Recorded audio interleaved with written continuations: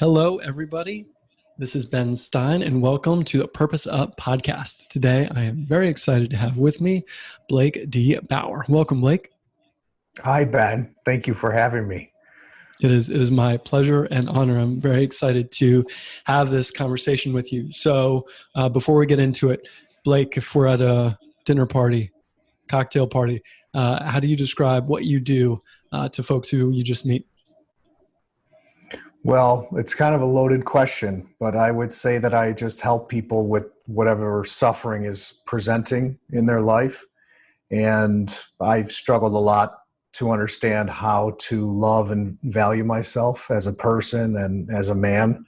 And so I help people to understand how to stop hurting themselves and stop letting themselves get hurt with their habits, which you could also say, I try and help people to understand how to love and value and be true to themselves in every moment, situation, and relationship, because in my experience, the root cause of disease and depression goes back to us never learning how to love ourselves as children.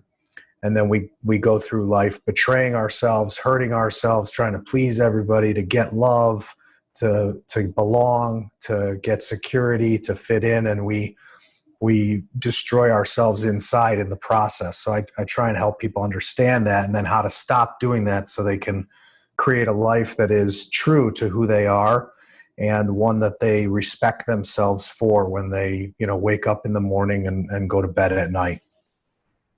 That is absolutely beautiful and well said. Wish I had met you in my early 20s. So I think it's a profound mission, and I love the way that you relayed that. You also have written a book. You are a meditation master into qigong or qigong master. Tell us a little bit about these other kind of facets of your identity as it relates to this mission about self-love. Well, I guess I'll start on a more personal level. I was addicted to drugs and alcohol as a young man and really hit rock bottom very early in life, to the point where I was suicidally depressed around the age of 18 and, going into my early 20s. Mm-hmm. And I was really tortured psychologically and emotionally, which is why my healing journey and my search for purpose became my primary focus at a young age. And I started practicing things like sitting meditation, which I was just having a long conversation with somebody yesterday about, really saved my life. And then eventually I studied Chinese medicine, so acupuncture, Chinese herbal medicine. And that's when I started to practice qigong, which, for those who are not familiar with it, is like Tai Chi or yoga. It's a slow moving meditation. And I found that it was the most effective way to unlock stuck blood, stuck energy, and stuck emotion in the body. And my view is that disease and depression, suffering, comes from stuck energy, stuck emotion, and stuck blood. And that all leads to a weakened immune system, cancer, as we were talking about earlier, different kinds of illnesses. So I grew to just share with people what had helped me most effectively and most practically. And so meditation and qigong on top of these teachings on self-love have become kind of the foundation of my philosophy and my approach in helping people. All right. That's beautiful. Qigong has been one of those things that I've been interested in, but have not done yet. I'm a huge meditation fan, and I also align with what you're saying about how, stuck emotions can create havoc for our health and our happiness. So I've also been researching and practicing different ways to help folks release trapped emotions, but I'll have to give qigong a try. So I have a 2-hour program online. I'm happy to give it to you as a gift so you can check it out. All right. I love that. Yeah. So, similar to your story, I faced some dependency issues. And in my story, I tell people, I went from a hot mess to hot stuff, and took the pain from childhood and numbed it with alcohol and marijuana primarily.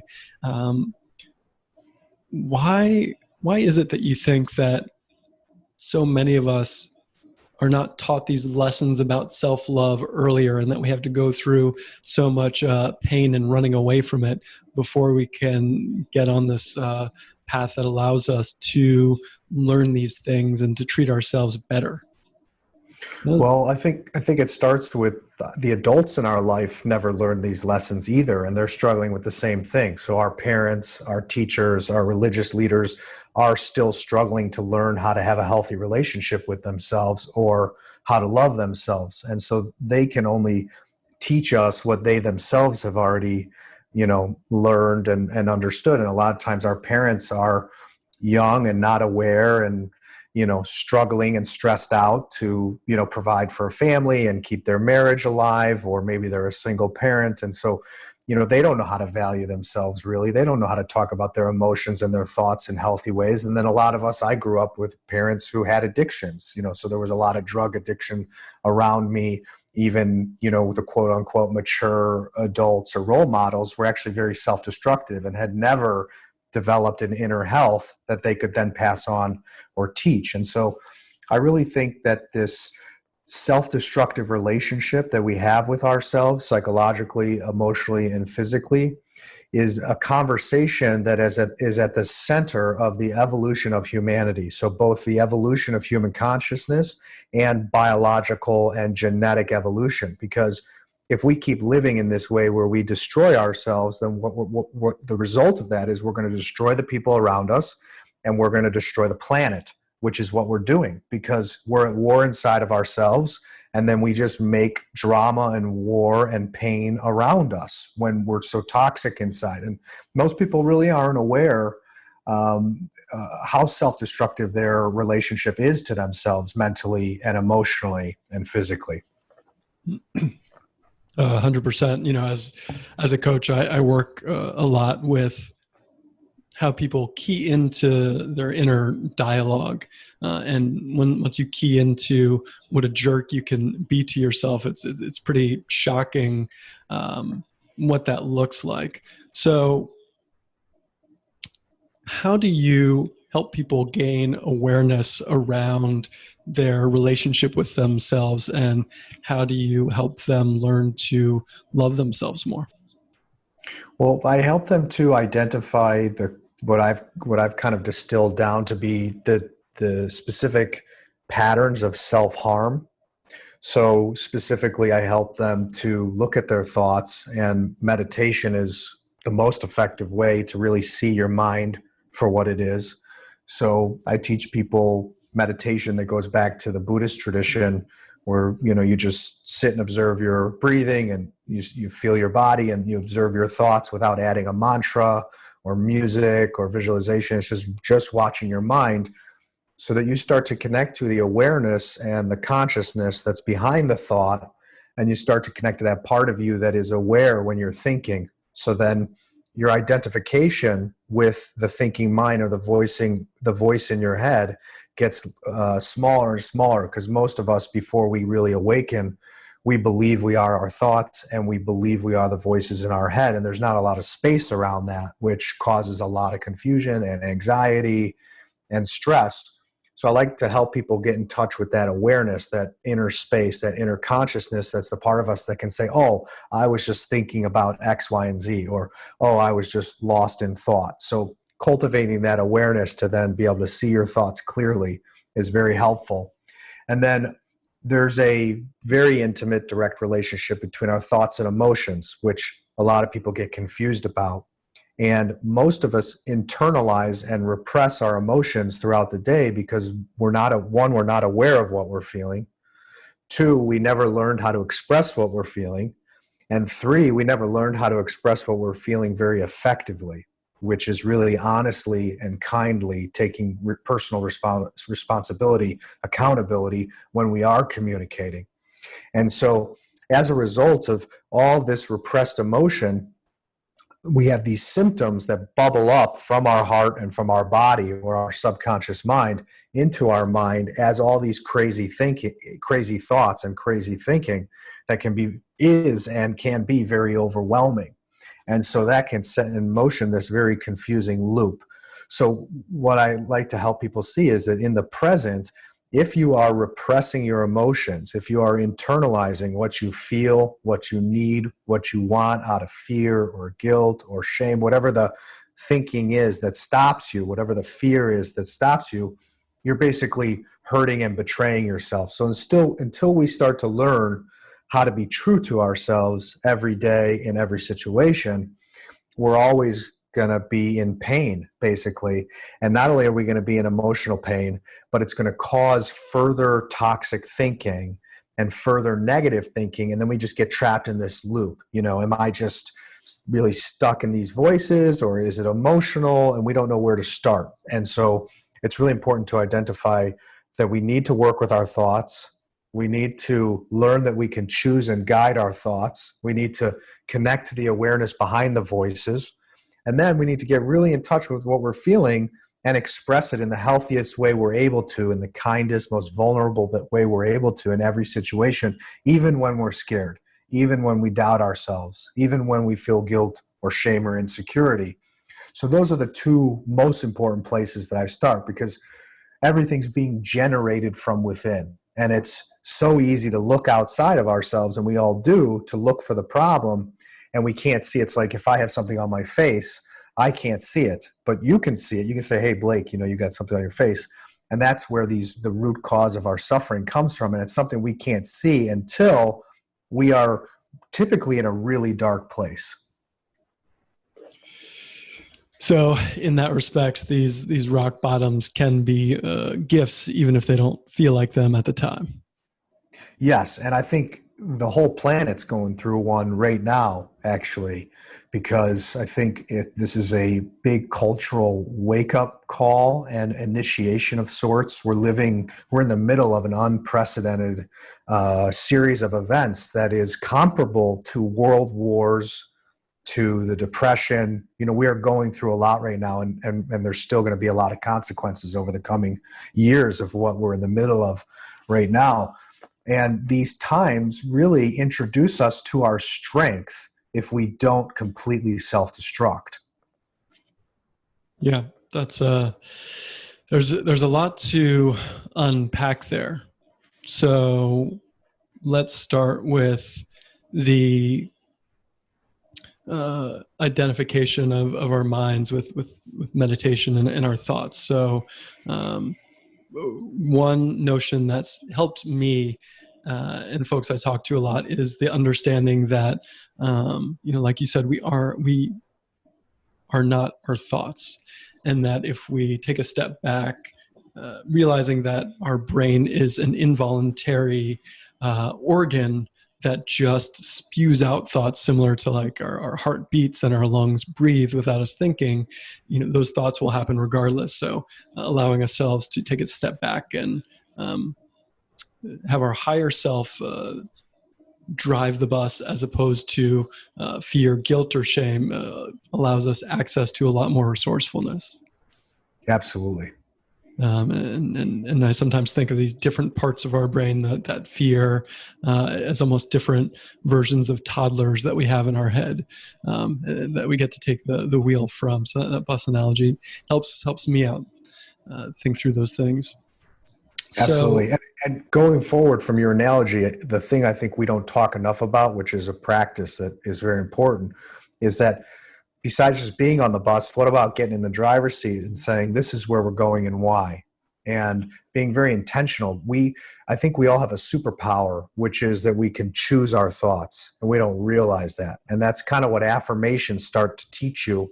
But the premise is, as you would know, where we put our attention, where we put our focus is what grows. And that's what we get more of, right? So if you're focused on the negative thinking and what's wrong in your life and complaining and blaming, well, then you get just more of that. So it's really important to ask yourself, what do I really want?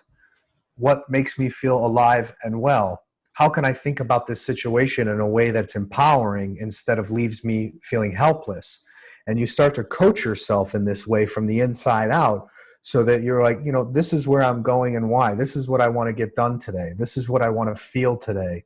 I want to look at this situation in a way that liberates me as opposed to keeps me stuck. Because at the end of the day, it all comes back to our own choice. So it's like, if we want to stay miserable and stay stuck and say that nobody can help me and I'm a lost cause, well, guess what? That's exactly what you're going to get. Whereas if you really want to be free from your suffering, you can be, and there is a way out for everybody if you're willing to do the work and take responsibility. And the line in the sand is, are you prepared to stop blaming and complaining and being the victim? And do you want to cross that line? And on the other side of that line is self-respect, where you say, you know what, I'm not going to wait for anything or anyone to come along and fix me or save me or heal me. I have everything I need inside of me to do this, and I'm going to do this. And we all can do it. There's nobody who can't do it. It's just about getting to that place in ourselves where it's like, I'm done wasting my time complaining, blaming, waiting for something or someone else to change. I need to do what I need to figure out, whatever I have to do to make myself well and happy. And whatever brings us to that place, I think, to our knees, the situations in my life where I really self-destructed and sabotaged everything I cared about, loved, and identified with, brought me to my knees and humbled me, brought me to that bottom. And being at that bottom, the only place to go is you either take your life or you go up. You heal yourself. You find your way out. You crawl out of that hole.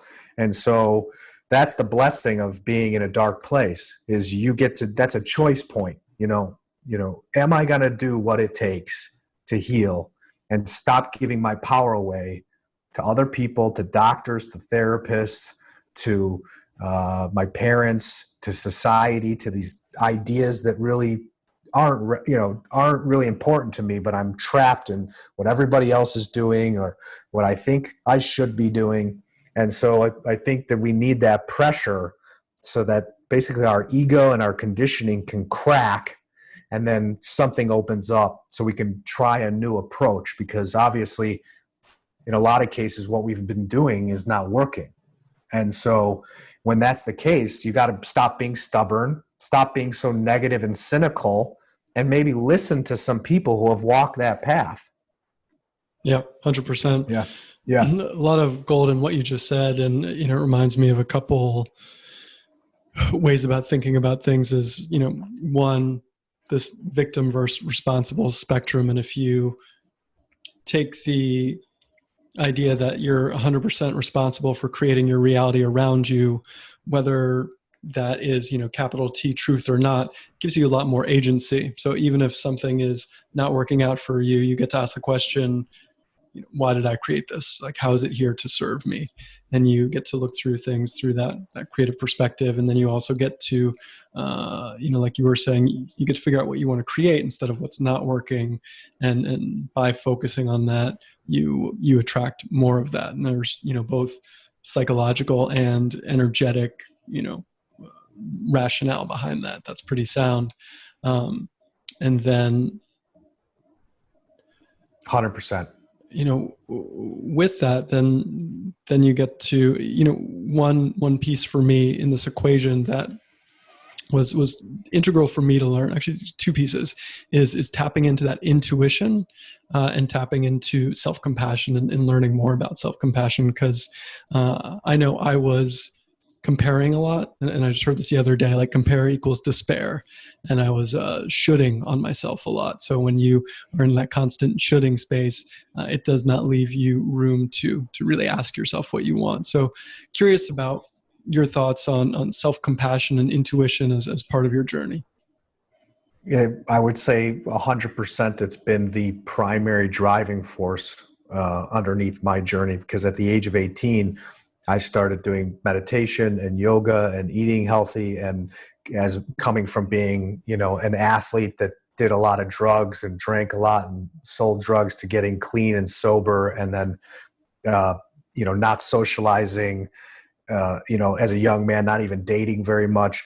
So, I went so desperately onto my healing path just because I was following my instinct, my intuition, and allowing myself, accepting that this was the thing that mattered most to me and felt true to me, as opposed to all the other things I had let drive me before, like fitting in or being cool or being loved by the girl I liked, all these things that drove me to destruction. I then started to listen just to that little voice in my heart. And I said, I'm not listening to anything or anyone else anymore. And so that was the beginning of my journey of self-love. And I didn't know consciously that I was doing it, but it all came from following my instinct and my intuition. And very simply, for people who are listening, what really feels good to you? What makes you feel alive and well? And you just take one step, one day at a time in that direction, and things start to open up and things start to fall into place. And where we get stuck and where we get confused is the pressure we put on ourselves to figure everything out. And that's often, so you want to listen to your intuition, you want to be compassionate towards what's coming up in your heart and your body, but then you think, oh God, I have to have all these answers. I have to figure out, I have to have a grand plan of how I'm going to make all this money, or take care of my family, or if I'm going to change my career, I have to have everything figured out. And it's really an illusion that becomes a disservice to ourselves. And that's why coming back to practices like meditation or yoga that help you be more present, so you can just, have your heart open, your mind open, be in your life, be in your day, be in your moment, and take one step at a time and trust you're doing your best each day. That's all you can do. You can't do more. And then things will start to fall into place when you're coming from that place. But typically we're stuck in fear, and that fear stops us from listening to our intuition and stops us from being compassionate, from loving ourselves. So again, that line in the sand is learning that what you've been doing hasn't been working. So you've got to be true to yourself even though you're scared. You've got to take time to take care of yourself even though you're scared. You've got to follow your heart even if your hands and your body is shaking, because that's what you haven't been doing. And that's the root of the problem. And that's what you need to start doing.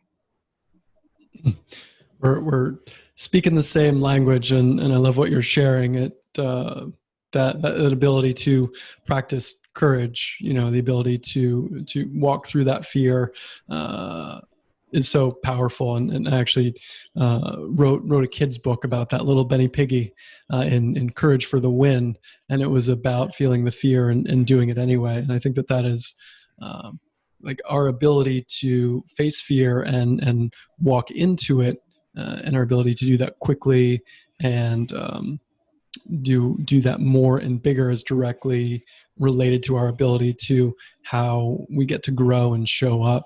So I think it's super, super important that you bring that up. And it's not that anyone who has everything kind of quote figured out doesn't have fear.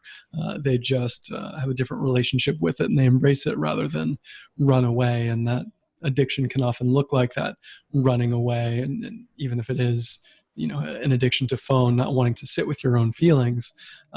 But when we ask ourselves, what am I afraid of, and what's on the other side of that fear, and what action do I need to take, there's some powerful answers in there. And like you said, when we take the time to quiet down and listen to ourselves, it allows us to see more clearly.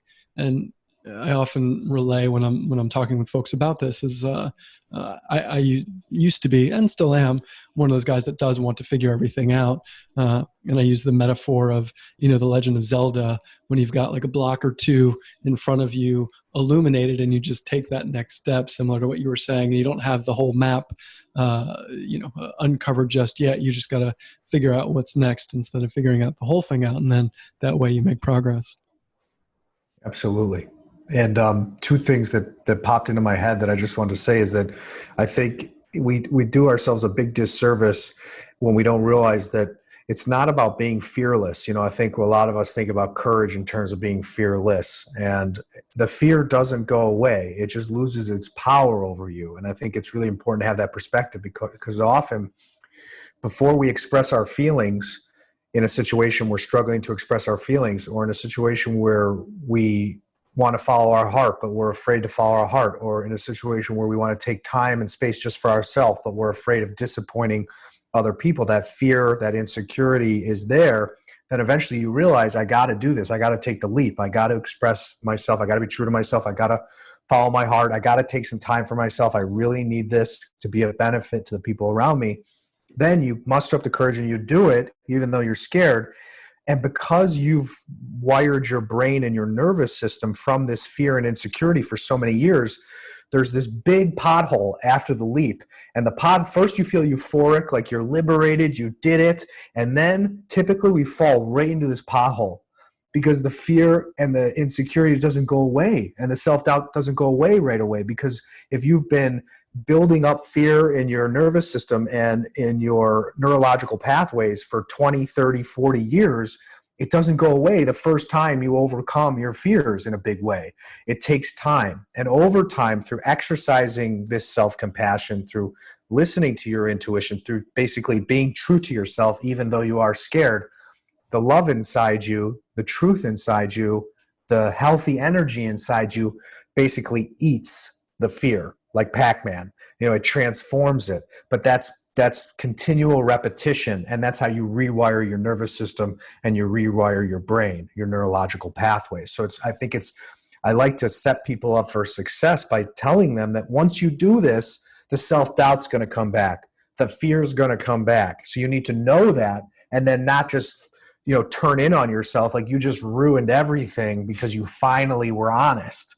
And a lot of people then just go back into their hole and think, I should never have listened to these guys because they were leading me down the wrong path, which is not the truth. It's just your fear and your self-doubt is very strong, and it's going to come back up. Yes. And, to that end, when we learn new skills, we're often not great at them right off the bat. So whether it is, expressing your feelings to someone, or whether it's, thinking about a new job or a side hustle, you're probably going to be bad at those things as you gain new skills doing those things. So it's also that compassion to give yourself permission to be bad at something before you're good at it, and accepting that as part of the process along the way, and having that growth mindset versus the fixed mindset in that process. And that takes a lot of that judgment and pressure off you. Absolutely. So absolutely.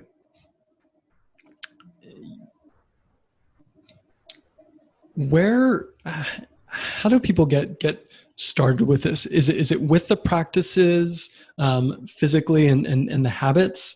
Is it with the vision? Where do people get started? When you work with them, or when you advise them on how to tackle some of these pretty big questions that we've talked about, and we've talked about a lot of different things. What's like a simple way that you recommend they get started? I guess, there's three things that pop into mind as the most important. The first is everybody needs to try 10 minutes of meditation first thing in the morning. So when you wake up, I'm sure everybody knows very well how you have got all these thoughts and they're all over the place. And then you typically get out of bed and you're anxious and you're rushing around, and you're stressed, you're trying to get ready, trying to be on top of all this stuff. But that energy that you wake up with and those thoughts that you wake up with basically create your day. They set the tone for your day. They shape the day. They're the dominoes that you send out in front of you. So then later down the road, when you have, a fight with someone, the energy that started that fight was present in the morning because you were reacting as soon as you get out of bed. You weren't coming from your center. You were rushing. You were scared. You were insecure. You were stressed out. You were spread thin. So first thing in the morning, sitting down and doing just 10 minutes of meditation. I use 10 minutes because 10 minutes is enough to drop into those deeper states of consciousness.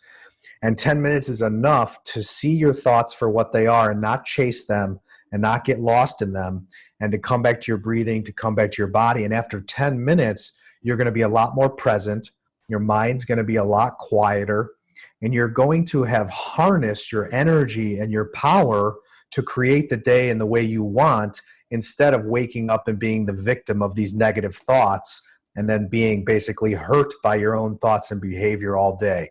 So the thoughts we think in the morning create and shape our day, basically. And so we've got to work with the subconscious mind and work with those thoughts first thing in the morning. And so for anybody who's listening, there's really no excuse for 10 minutes in the morning. And if you're making an excuse, that's your own BS, and you need to call yourself on it.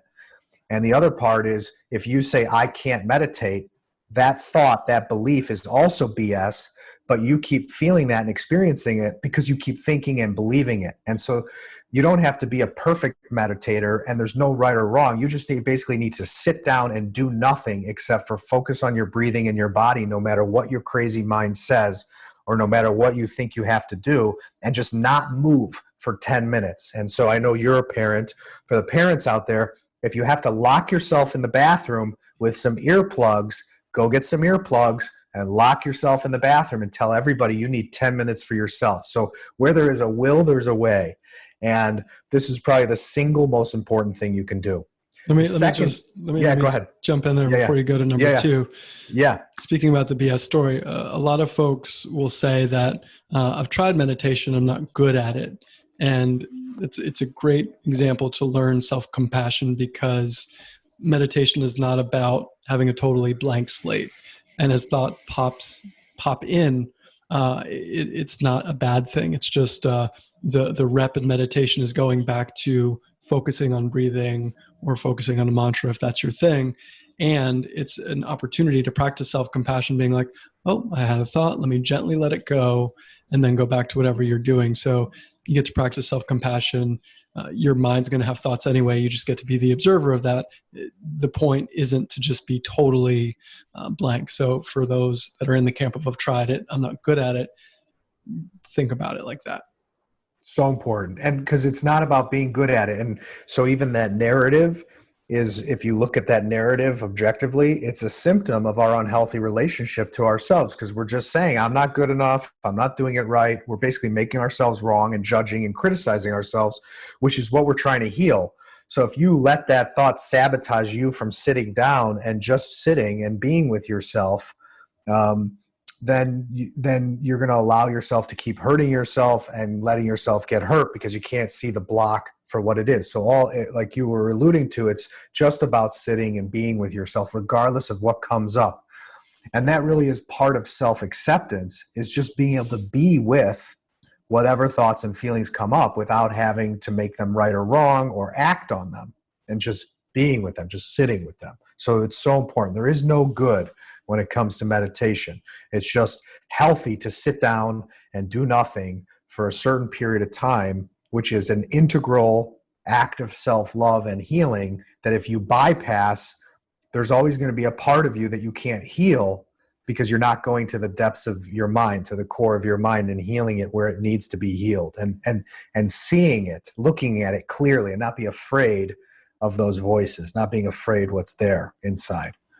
And then the second thing practically is that in your life right now where you're not true to yourself, so where you're not expressing your emotions, your needs, your feelings, and following your heart, is basically a habit of self-betrayal and self-harm that you've been repeating every day for your whole life in some way. So all you need to do is look at where you're doing it right now, because it's the same habit you did yesterday and last week and last month and last year and last decade.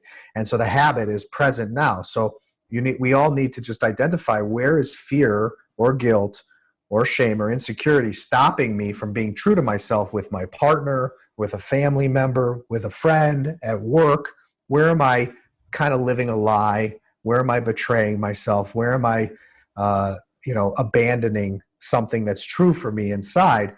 And then this is where that conversation we were having comes back. I have to start talking about this even though I'm scared. And so it's simple, but it's probably the hardest thing you're going to do, between, sitting and facing your mind and talking about what's in your heart when you're scared. I mean, these are, we think it's hard to climb Mount Everest or jump out of an airplane, but these two things are much harder and much more important. And so those two, so taking care of your mind in that way, starting to be true to yourself, even and especially where you're scared. And the third thing that's tied up with those two is you got to take time and space for yourself. So, if you're a parent, and especially in this, going through probably a second lockdown or half lockdown and the pandemic, and not being able to go to the gym or go out or go to work in the same ways that we do, whether we were in this situation or not, everybody needs a bit of time and space for themselves every day, at least a half hour, maybe an hour to yourself, to have a walk, to have a coffee, to meditate, to exercise, to be with yourself so you can just listen to what's going on inside and not be so distracted by everybody else's thoughts and feelings and opinions, or what's on the news, or what's on your cell phone, or what's in your inbox. So you need little time and space for yourself. And what people will notice when they try to make that a part of their daily or weekly regimen is that the same fear and guilt and insecurity pops its head up. And all those thoughts that stop you from taking time to care for yourself come up. So they all build on each other and help you see things clearly, take better care of yourself, understand how it feels, that it actually feels good to take care of yourself, and then that you need to be true to yourself in each situation where you're basically hiding some of the truth just to survive and get by, because the implications of being totally honest and authentic seem so daunting. So you go back into your shell like a turtle, but then you're just stuck in that loop in the same situation at work or your marriage or in your family. And then the problem never goes away. It actually just gets worse until you're forced to address it. Yes. Yeah, there's a lot of gold that you just shared there again. And what comes up for me is, when you talk about, for example, intimacy with a partner, sometimes we're not totally aware that we're not being truthful with ourselves, and our lies to ourselves seem very believable. So take the example of, I don't want to express my feelings to my partner because I know it's going to trigger her and set her off.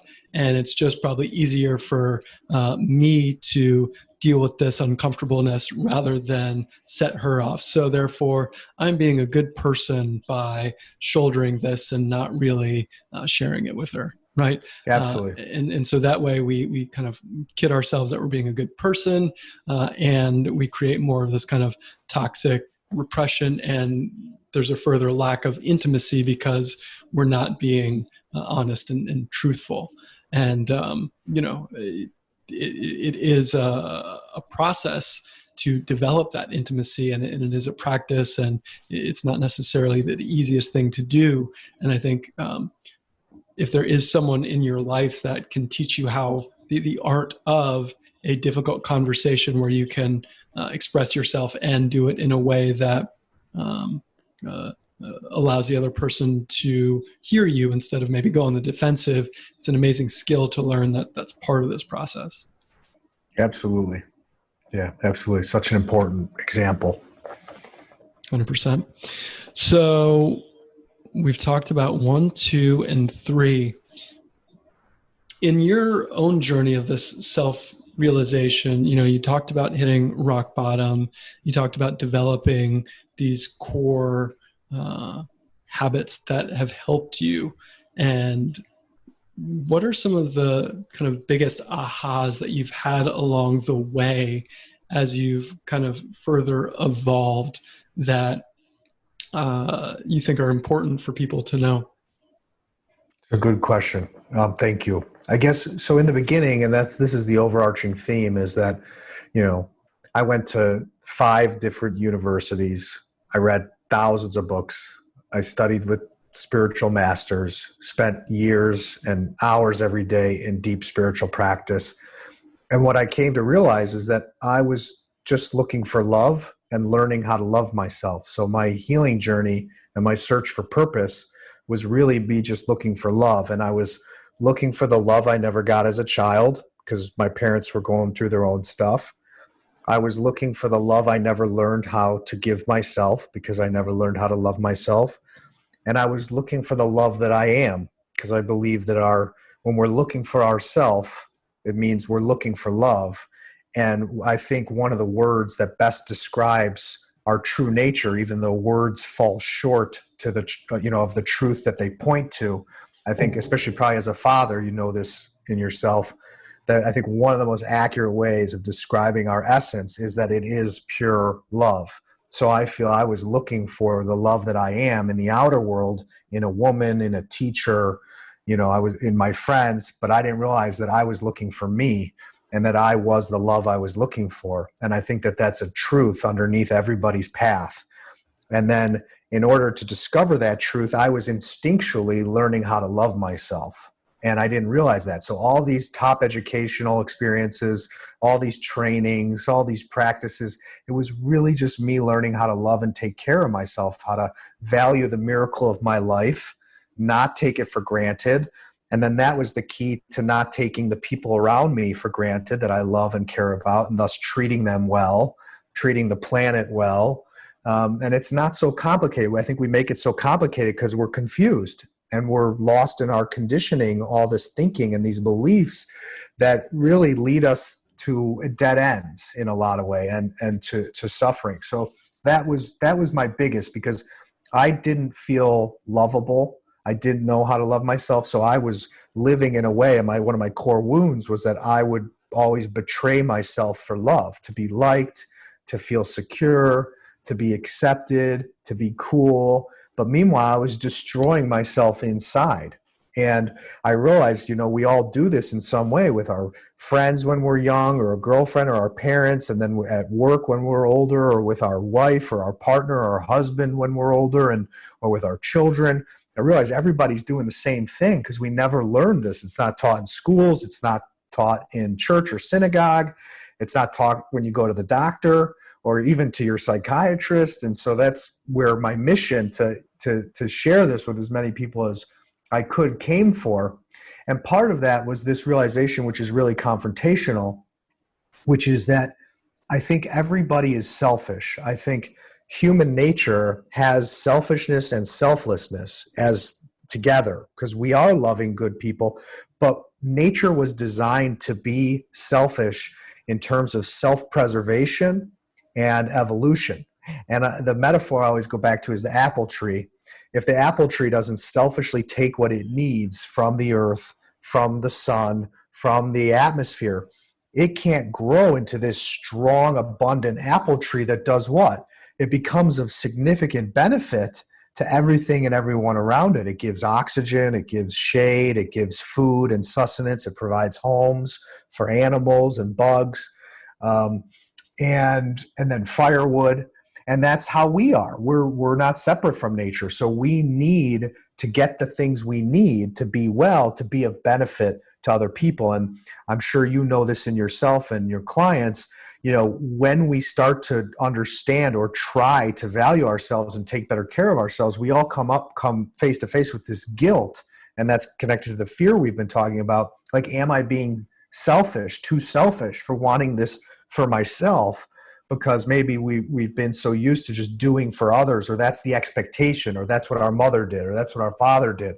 And so we start to question, is it wrong to want to love myself? Is it too selfish? And so that's why I like to have the conversation around selfishness. And in my book, I talk about the difference between healthy selfishness and unhealthy selfishness.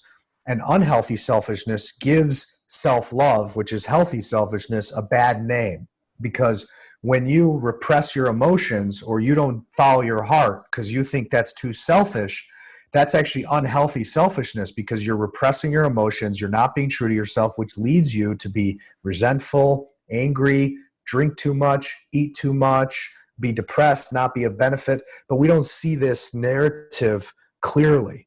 And so, I guess to the listeners, you're not wrong or a bad person for having these feelings or these needs or the desire to feel well and to be happy. It's actually very natural.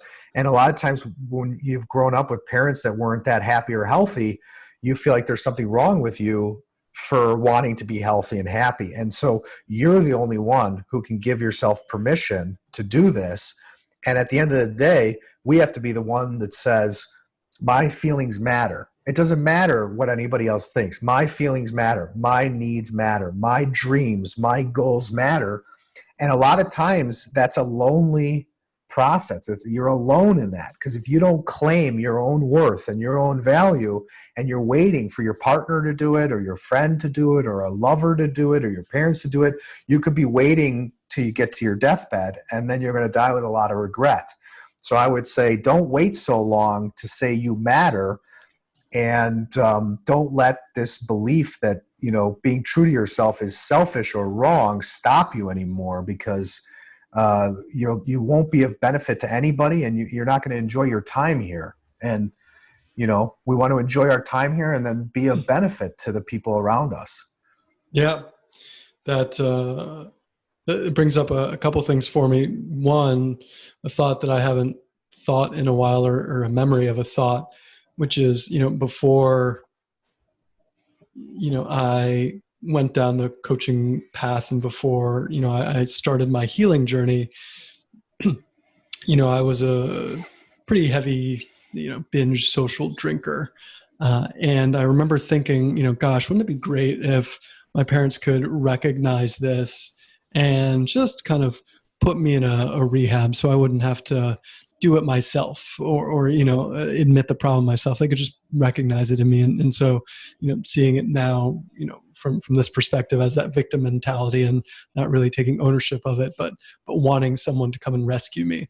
And so it speaks to what you're saying about, it's not going to happen. Most likely. And then, number two is, as someone who is an entrepreneur now, and who is a dad of two young kids, I wake up early, around 5:30 before my kids wake up, to practice that self-care. And that's my time. Sometimes it doesn't always work out because, especially with a 9-month-old, they're not always on schedule.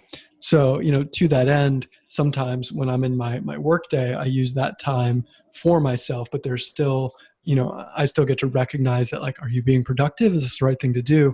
And it's a reminder to myself. It's like, like you were saying earlier, this is going to set the tone, and this is part of how you, moderate your vibration and show up for people. So, if you're preaching this stuff, you got to be able to do it. So yes, like, practice self-care.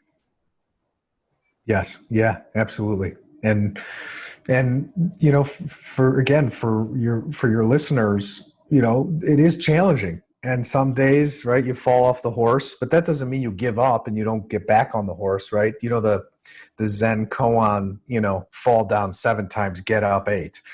And, that's what this is. It doesn't matter how many times you think a negative thought. It doesn't matter how many times you don't express yourself because you're scared. It's that that you need to, and that you keep working on it. And, that's what our time here is about. We keep growing, right? You're either growing or you're dying. And so I think it doesn't matter even how good you get at this. And that's, people ask me when I, teach my retreats, so do you still get challenged and, things like that? And I say every day, because it doesn't matter how great I do today at valuing myself and taking care of myself, because guess what? Someone's going to test me tomorrow, right?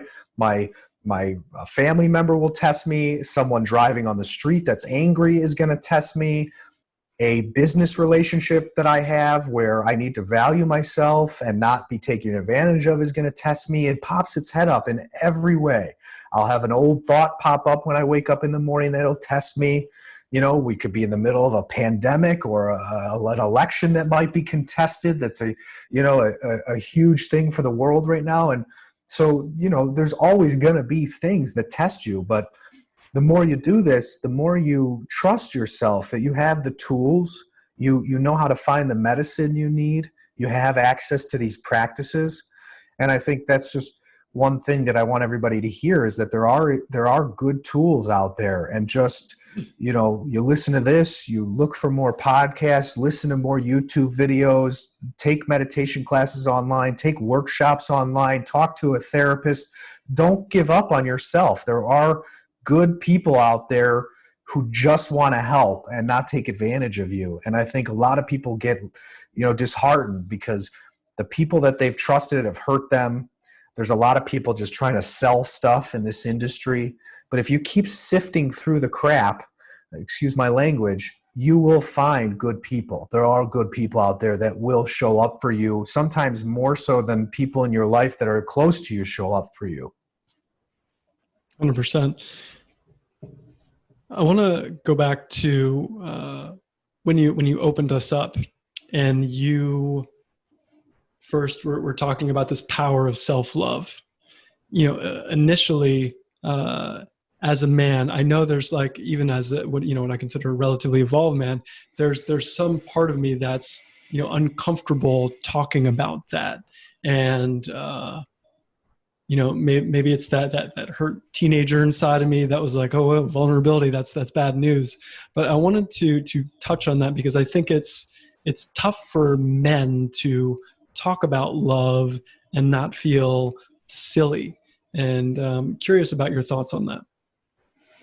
Well, that is, again, another loaded but very important topic. And I think when it comes back to all the things we've been talking about, in your life right now, where you're not being true to yourself emotionally, for example, or following your heart, it comes back to that, right? Because if you're with your family, you want to be able to tell them that you love them. If you're with your partner, your wife, your husband, whatever, you want to be able to tell them that you love them and not be afraid of being rejected or being too vulnerable or being taken advantage of. And then that brings up, again, the practices we keep talking about so you're aware of your thoughts and your beliefs, because you started to identify some of these thoughts and beliefs that really don't serve you.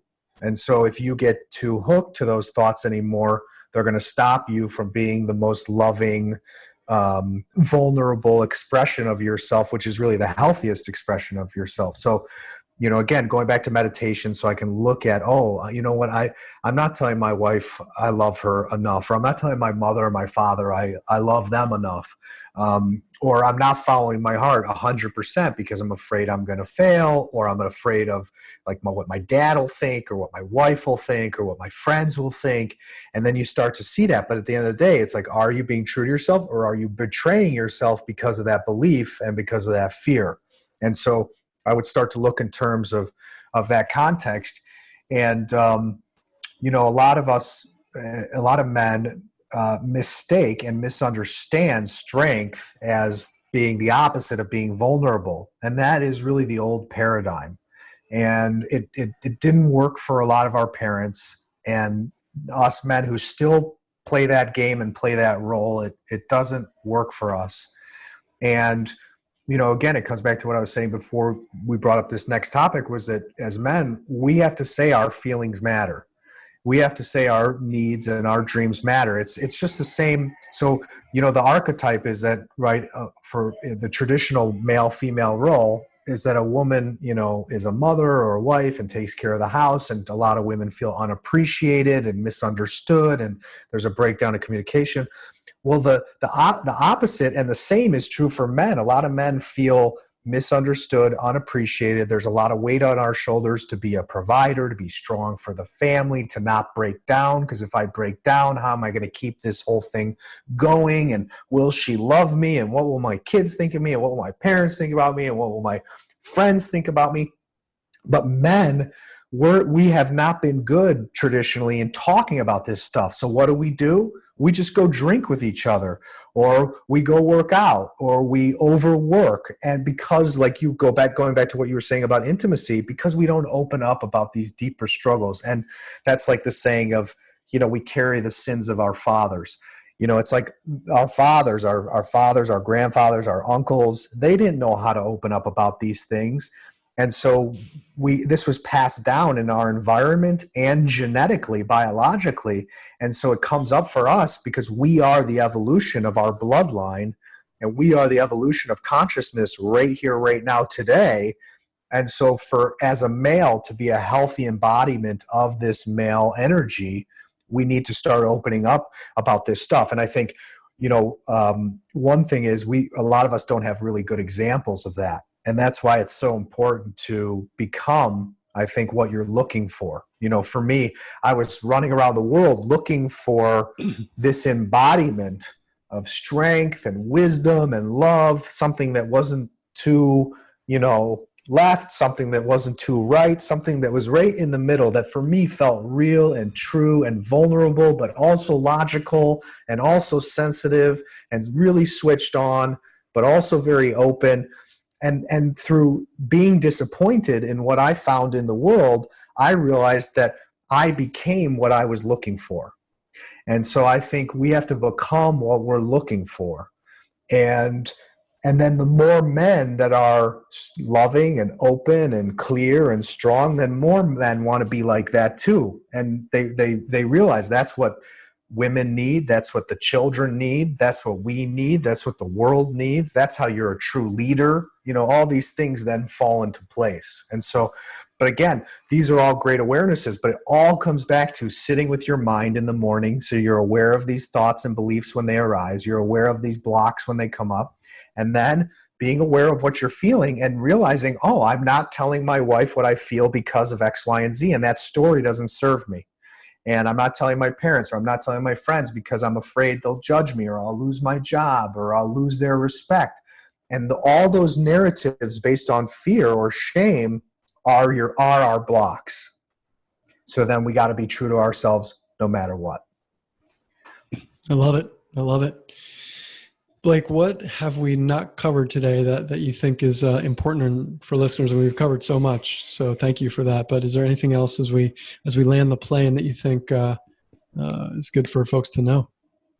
Well, I guess a topic that's popped into my head twice, and I think it ties all this up really well, is forgiveness. And I think maybe the relationship between forgiveness and self-respect. So you can't respect yourself and be at peace if you keep doing the things we've been talking about. If you keep allowing your mind to go unchecked, if you keep holding in what you're really feeling, and then when you do that, you end up reacting and saying things that you don't mean because you're combusting inside, and then you just react and you get angry and you get frustrated and you say things you don't mean because you're not practicing actually saying what you do mean. So then you end up pushing everybody away. And then you're left feeling guilty and ashamed. And then that's what brings up this topic of forgiveness, because really we want to be able to forgive ourselves and forgive the people around us, because everybody's just learning. And so the key to that is you got to stop hurting yourself, and you got to stop letting yourself get hurt. And the way to do that is what we've been talking about: doing the meditation, being true to yourself, taking time for yourself. That's how you stop hurting yourself, which means you're not creating more that you need to forgive yourself for, right? That's how you stop hurting other people, because you become more mindful and you're not self-destructive. So you stop creating things to forgive yourself for. And then when you stick up for yourself and you're true to yourself, you don't let yourself be taken advantage of or be mistreated, because you're honoring yourself, you're valuing yourself, you're sticking up for yourself. So then there's nothing else to forgive. So all these habits and practices I keep circling back to is how you end up forgiving yourself, forgiving the people who have hurt you, because you realize, I got hurt because I never learned how to love myself. I hurt myself because I never learned how to love myself practically. So I have to stop hurting myself today, stop letting myself get hurt today. And then you live each day feeling that you respect yourself. And that's what everything comes back to, right? It doesn't matter how much money we make, or how many things we have, or how attractive our partner is, or how great our body looks. You want to look in the mirror, not at your body, not at the things around you, not how nice the mirror is. You want to look in your eyes, right? And you want to respect that soul, that truth, that is that quiet place in your heart where you know the truth about everything in your life. And you want to look into that part of you, and you want to respect yourself for who you are and how you are, so that when you die, that part of you is not riddled with regret. And that, when that time comes, could be tomorrow or next week or next year or in 50 years. But we got to take care of it each day to make sure that when that time comes, we do respect ourselves and we're not full of regret. And then I think the last thing I'll say, as a parent, I'm sure you've thought about this now, is like, what is my legacy? What's the memory I'm leaving for my loved ones and for the world? And so, whatever you think you're hiding, everybody around you feels it and sees it, even if they don't articulate it, right? Like, I'm sure your kids are so intuitive, even when you don't want them to be, like, Daddy, what's wrong? And you're like, nothing's wrong. But deep down, like, you're thinking about something, you're preoccupied, and they see. So what's our legacy? And so all these habits we've been talking about is how you leave a legacy that's healthy for yourself. And if you don't value yourself enough, do it for your kids, do it for your loved ones, do it for the people you care about. All right. It's an amazing call to action to to tie things up. And, I love the saying that life is now. And, as you were saying, no day is guaranteed. So oftentimes we can put this off because it seems too big or daunting, but even making some small changes and even trying something out and making that progress makes all the difference. And in those days adding up to, like you said, being able to look yourself in the mirror and really feel proud of how you're showing up versus, any alternative. Absolutely. All right. Beautiful, Blake. Thank you so much for sharing all of that and for being vulnerable and sharing all of that with us. Where can folks learn more about you and all the good things you're up to? Well, I think I always like to share my book as being the most practical thing. It's on Amazon. The title is You Were Not Born to Suffer. It's affordable and it's very effective. So if you're having trouble getting good help or finding good help or good guidance, I recommend get the book, buy a 99-cent notebook, and do all the exercises and write your answers down, because it will clean house all the stuff that's stuck in your body from your childhood and your life. It will help you get it out. And that's the first step to moving a mountain or moving a boulder that's been sitting for a long time. And then I'm on all the social media platforms. All right. And we'll have links in the show notes as well. Appreciate you showing up for us and sharing. This was really valuable, and I thank you. Well, Ben, thank you. You too. It was a great conversation. All right. Look forward to connecting more soon. Thank you.